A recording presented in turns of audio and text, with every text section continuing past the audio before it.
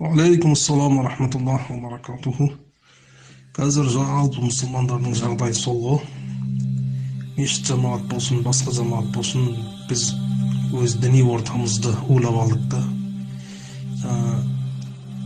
Қарапайым мешітке келген дінді үйренем деп байғұс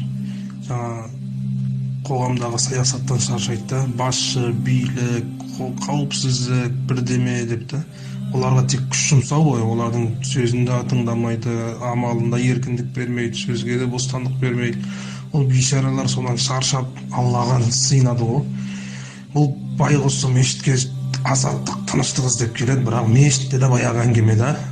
Басшы, бірдеме, тыңдамасаң ескертіп жатырмын сені, өзіңден көр, баяғы имамның сөзі да, кембің сөзі, қауіпсіздіктің сөзі, милицияның сөзі да. Мен басшымын, маған бағынбасаң бірдеме деп. Ол байғұс мешіттен келіп жаңағы еркіндік іздеп келеді ғой. Ол жаңағы мен ешкімге құл болмаймын, тек Аллаға құл боламын. Имамдан сондай сөздерді күтеді да. Бауырлар, бұл діни орта, бұл ешкім сізді зорламайды, күш жұмсамайды сізге, әлімжеттік жасамайды бұл жерде. Менікі қате болса мені тыңдамаңыз, менің тек дұрыс әңгімелерімді тыңдаңыз. Бұл Алланың үйі, сіз тек Алланы тыңдауға мәжбүрсіңіз, пайғамбарды тыңдауға.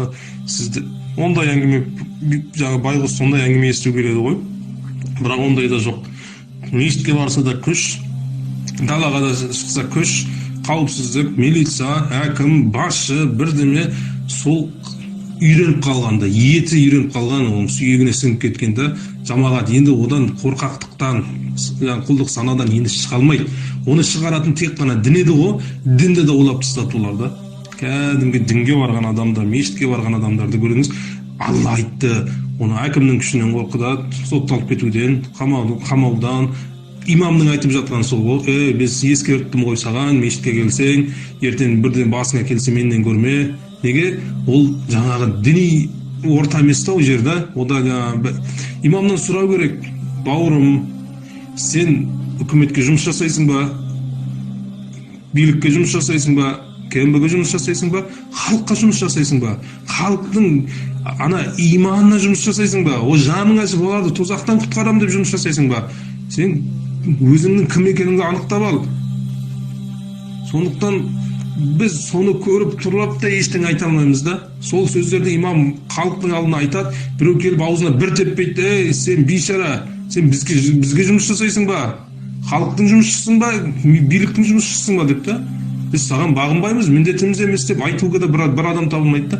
Неге? Жаңа үйреніп қалған етіміз үйреніп қалған құлдық санаға, қорқақтыққа да. Біз бұл дінде жүрміз, дінде еркіндік болмаса, қайда еркіндік болсын деп біреу айтпайды да. Сондай бауырлар, Алла сақтасын. Ол дініміздің жағдайы. Енді бізді еврейлер, индустар, қытайдар ол мал қылатын болса, біздің ешқандай өкпеміз жоқ та олардан.